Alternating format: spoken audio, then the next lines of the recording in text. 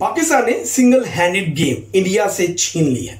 Pakistan air force की performance ने Chinese fighter jet के शेयर 40% इंक्रीज कर दिए हैं। पाकिस्तानी एयरफोर्स ने चाइनीज इक्विपमेंट को सीरियस क्रेडिबिलिटी दी है। अभी तक वेस्ट समझता था कि चाइनीज इक्विपमेंट बिल्कुल बेकार है। चाइना को अपना इक्विपमेंट टेस्ट करने का मौका पता नहीं कब मिलना था। अलबत्ता Pakistan drone, fighter jet, anti missile test करके दे रहा है। अब टेस्ट करने के लिए नेवी एसेट्स बाकी रह गए हैं। वाशिंगटन रिपोर्ट के मुताबिक वेस्ट भी मान रहा है कि पाकिस्तान JF-17 से फ्रेंच रफेल को गिराया है। फ्रेंच भी आजकल सर पीट रहे होंगे कि इंडियन एयरफोर्स को गलती हो गई कि फ्रेंच रफेल देकर।